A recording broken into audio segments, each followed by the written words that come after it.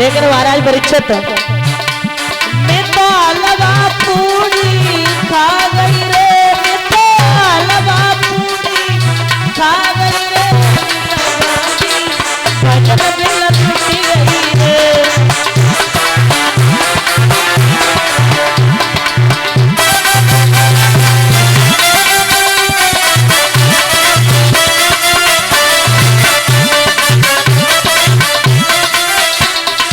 और सुनो, एक दिन सोचा के सत्संग जाऊंगी,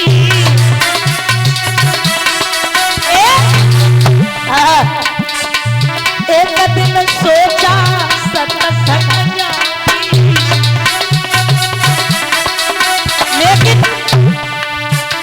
मैं तो ओढ़ी रजाई सोई गई रे, मैं तो ओढ़ी रजाई सोई गई रे, जितना गाती भजन बिना टूटी गई रे।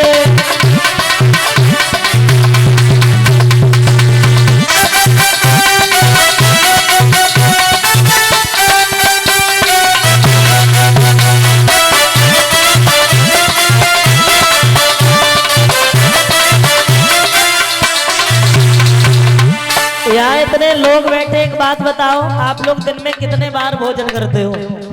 सच बताना, झूठ मत बोलना। महाराज एक बार करते हो पक्का? और आप लोग 2 बार। इधर वाली जो बैठी है दो ना, इनके 4 फेरा लग जाते हैं, लेकिन झूठी चाहे कोई कहे। और अक्सर करके 3 बार तो खाती हुई है, ये तो कन्फर्म है। लेकिन महाराज 3 बार भोजन और भजन, 1 बार और बाऊ में पड़ गए रट्टे 1000। सोचा था मैंने भजन करेंगे, आई गई निदिया उड़ के गए के बार, और बाऊ में पड़ गए रट्टे 1000। सोचा था मैंने दान करेंगे, आई गई बहू और बदल गए विचार, और बाऊ में पड़ गए रट्टे 1000। ध्यान देना, लिखा है एक दिन सोचा कीर्तन करूंगी,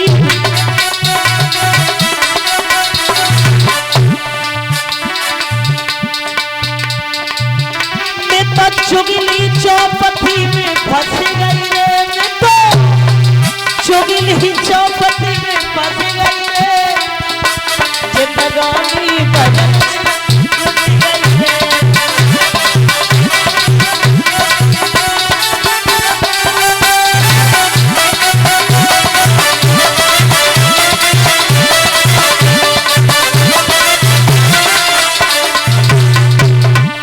महाराज श्री सुखदेव भगवान समझाते राजन परीक्षित, याद रखना महाराज इसी धरा पे एक राजा हुए जिनका नाम है बहरोचन। प्रहलाद की 3री पीढ़ी पे प्रमाण मिलता है। इनके बहरोचन के पुत्र हुए बलि। इनका नाम बलि कैसे पड़ा? तो विद्वानों ने बताया है कि बहरोचन एक दिन जंगल में मरने के लिए गए। वहां इन्हें एक संत मिले, तो संत ने जवाब दिया और कहा कि यहाँ क्या करने आए हो? तो बोले मैं मरने के लिए आया हूँ। क्यों मरोगे? जवाब दिया और कहा कि सुनो, मेरी घर में पत्नी है, उसकी कोई संतान नहीं है। ब्राह्मण ने कहा कि सुनिए, एक फल दिया, ये ले जाइए, अपनी पत्नी को खिला देना, और मेरा वचन है आपके आंगन में एक पुत्र अवश्य पैदा होगा। लेकिन एक बात भी याद रखना, इस फल में हवा न लगने पाए, और अगर हवा लग गई तो तुम समझ लेना ये फल दूषित हो जाएगा। महाराज उसी समय जैसे ही फल को लेकर के आए, रास्ते में बड़ी तेज आंधी आ गई, और बड़ी तेज जैसे ही आंधी आई है, वैसे ही विचार किया कि वरदानकारी फल क्यों ना इस फल को हम खा लें। खुद खा लिया, गर्भ धारण कर गए। अब संतों ने, ब्राह्मणों ने देखा कि इनका उदर बढ़ने लगा, और जब उदर बढ़ने लगा है तो वहां पे संत एकत्रित हुए, इनके उदर को फाड़ा है तो पुत्र ने जन्म ले लिया। और जब पुत्र ने जन्म लिया है पिता की मृत्यु हो गई। नादा ध्यान देना, पुत्र ने जन्म लिया, पिता की मृत्यु हो गई। तो वहां विद्वानों ने कहा कि इसने तो खुद के होते ही होते अपने पिता की बलि ले ली, क्यों ना इसका नाम रखा जाए बलि। प्रमाण मिलता है इसीलिए नाम पड़ा बलि। बलि जो है बड़े धर्मज्ञ प्रतापी राजा है, बड़े अच्छे हैं मेरे भैया। लेकिन इन्होंने 100 यज्ञ पूरे कर लिए। जब इन्होंने 100 यज्ञ पूरे कर लिए, पहले का एक नियम था जो 101 यज्ञ पूरे कर लेता था वो इंद्र के इंद्रासन को प्राप्त कर लेता था। खलबली मच गई, और जब खलबली मच गई है तो आज उसी समय इंद्र जो था विष्णु भगवान के चरणों में गिर गया। कहा प्रभु आप देख नहीं रहे हो ये क्या हो रहा है? ये दैत्यों का राजा बलि ये धर्म के नाम पे इतना आगे बढ़ रहा है, आप रोक नहीं रहे हो? जवाब दिया, कहा कि कोई भगवान के नाम पे आगे बढ़ रहा है तो उसे रोकने का मेरा कोई अधिकार नहीं है।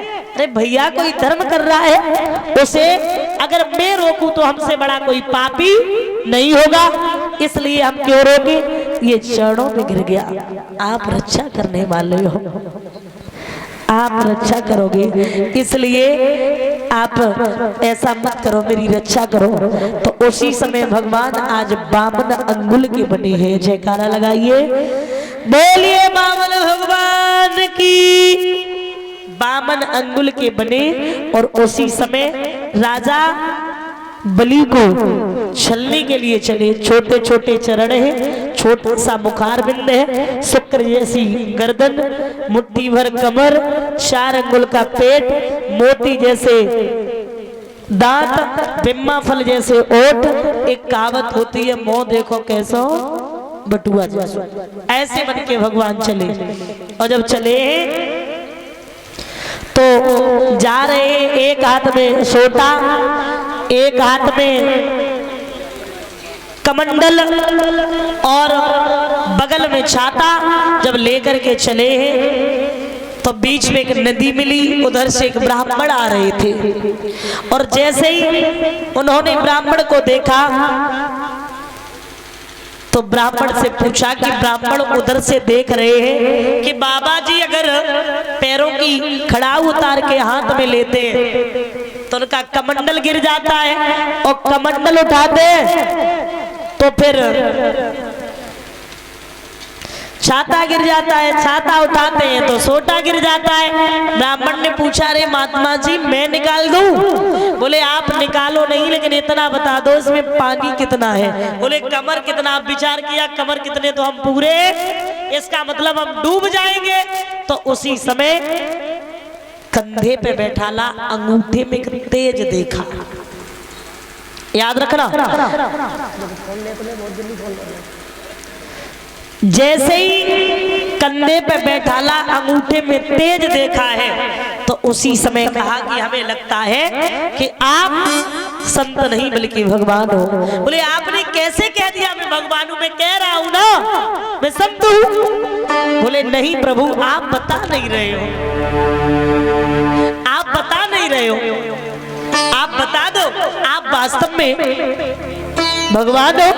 जवाब दिया, हाँ मैं भगवान हूं, लेकिन एक विनती है तुमसे मेरी, ऐसा मत करना वरना जाकर के कह दो मैं राजा बलि के यहाँ चलने जा रहा हूँ राजा बलि को। नहीं प्रभु आगे बढ़कर के एक बात कहिए, इसीलिए संसार में लिखा है तुलसी जा संसार में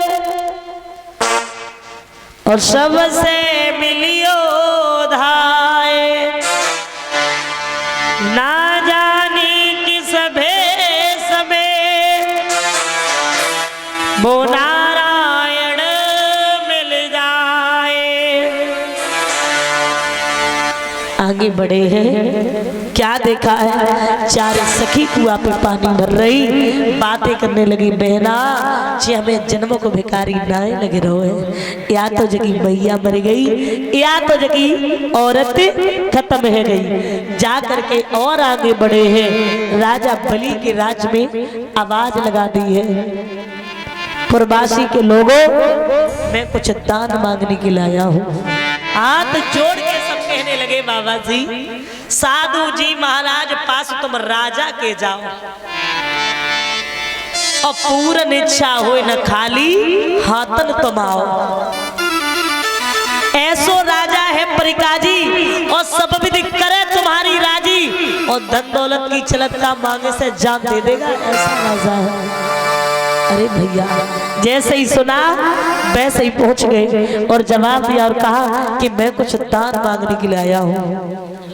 बोले यहाँ तो मेरे पास कुछ नहीं है, लेकिन आप संत हैं, आप आए हैं, संत महात्मा दरवाजे दरवाजे पे नहीं जाते, आपका स्वागत है, आपका सम्मान है, आइए बताइए प्रभु क्या चाहते हो। और बोले